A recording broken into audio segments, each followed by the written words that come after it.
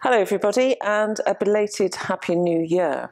Now, this is really exciting because this is the first time I'm bringing my blog to you in person rather than in written form. And as my children have told me on many, many occasions, I've got to get with the digital program. So here you go. What I'd really like is a bit of feedback from you about how it feels, how it's landed with you, whether it works, whether there are any suggestions for the kind of issues that I'm talking to you about and how we do it. So it'd be really good to hear from you about this. Now, it's 2015 is going to be a challenging year all round. It's going to be a challenging year for central government, it's going to be a challenging year for all public sector, and it's going to be challenging for local government. So therefore, it's going to be challenging for Suffolk County Council. But what we've achieved so far leads me to feel and to think that we're in a good position to take advantage of those challenges. And I thought it would just be quite helpful to just reflect back on some of the really fantastic things that we did last year. So firstly, we were shortlisted for the Most Improved Council of the Year through the LGC Awards. We weren't successful, but the fact that we were shortlisted amongst many, many submissions was absolutely fantastic. In terms of public protection, Suffolk Fire and Rescue Service have secured a grant for almost £5 million to extend the work that they're currently doing around integrating their fire services with their fire stations with police. And that's absolutely fantastic because that proves to me that central government has confidence in Suffolk County Council to do something quite different and quite wonderful. Raising the bar, we are seeing some improvements in raising the bar. It's absolutely the right trajectory, and we always said when we kicked off this programme of improvement that we wouldn't see massive improvements overnight. We're aiming for continuous, sustained improvement, and that's what we're getting. So key stage 1 reading statistics took us up 17 places, up to 81% attainment in 2014-15. GCSE results showed fantastic signs of improvement, with our results closing the gap between national figures from 4.6% to 1.8%.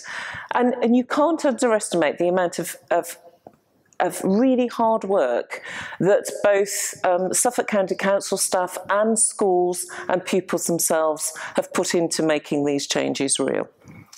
In terms of highways, we are experiencing real challenges with our new highways contracts, but we are seeing some improvements here as well. And we've got additional funds to help us address the pothole issues and challenges. And we've got an additional 2.9 million, which we are allocating at the moment.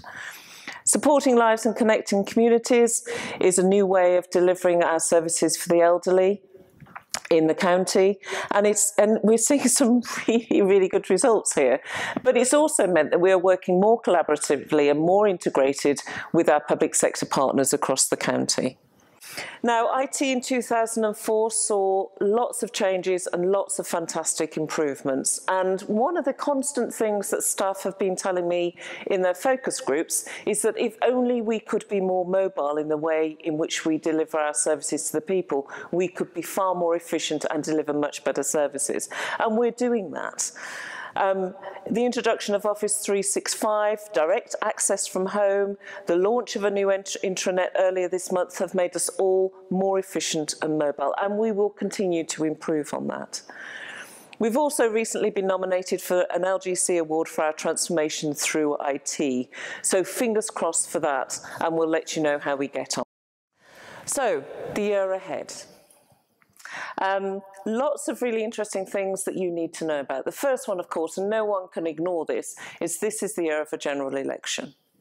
Now, we work in a political environment, so I need you, in the run-up to the general election and beyond, to be really sensitive to the politics and to be aware of what it means for us.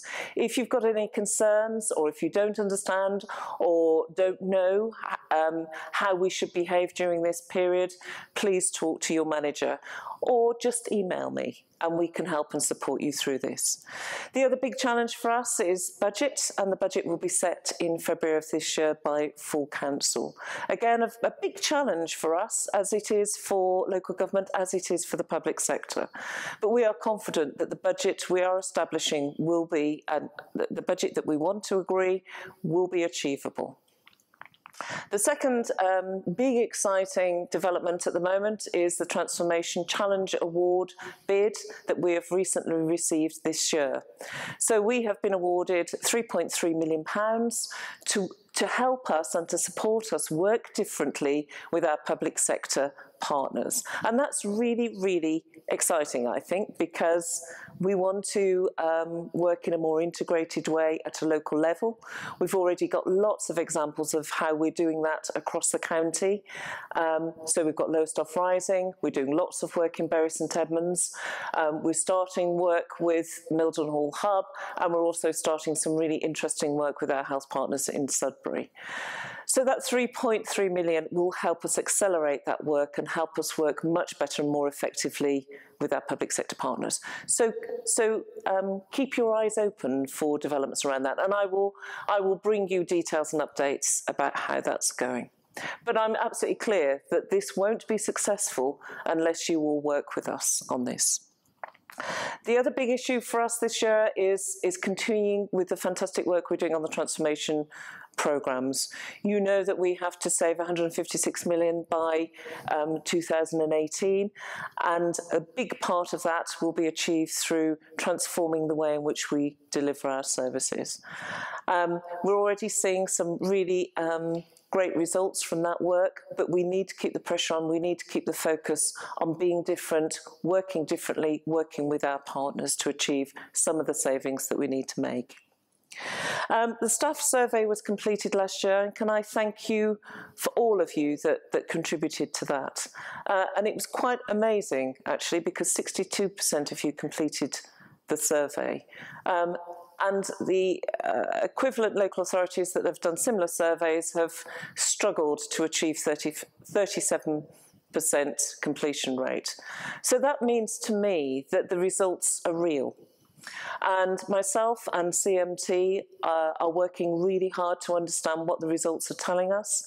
We're working really hard to understand what it means for individual directorates. And we will be coming back to you with the actions that we feel we need to take in order to ensure that we're listening to what you're saying about how it feels to work with Suffolk County Council. So again, thank you very much for contributing to that. What I would also say is the results of the survey will be reinforced by the continuing work that I'm doing with you in my focus groups. We have the next cohort up and running. We've had the first meeting, and we'll be meeting again in February. But the feedback that you give me through those focus groups is absolutely invaluable. The other thing I would say is that many of you, it's not several, it's many of you, have taken up the opportunity of observing CMT. And it really keeps us on our toes. But the feedback that you have all given to us about what you've observed and seen and heard in CMT has been really positive. And I would really encourage those of you that are interested to know how the corporate management team operates, the kind of things we discuss, the kind of decisions that we make, please volunteer and come and visit the meetings, because we'd love to see you. The other thing that I'd like to talk to you about is better broadband. We are continuing with the rollout of that, and it continues to have a great impact on the county. Now, as somebody who's really passionate about developing the economy of Suffolk, this is a really important part of that, and enables us to ensure that all of those that live in the county, whether it's in very isolated rural communities, can still benefit from access to the internet, which is absolutely essential. And for me, having strong, vibrant local communities means that we can have strong, vibrant local economies, which is great for everyone. There's also the launch of my SCC, which has happened this month. I think it's a much better offer to you, but as is the way with all of these things, we won't get it right straight off, but we will only improve it and get it better if you tell us what you think about it. So do take the time to access my SCC and let us know what you think and how it can be improved. Now, we're coming to the end of my blog now, but I did want to let you know that myself, Anna McCready and Tessa Linfield are doing Dry January, and we are raising money for cancer research, and it's a real struggle.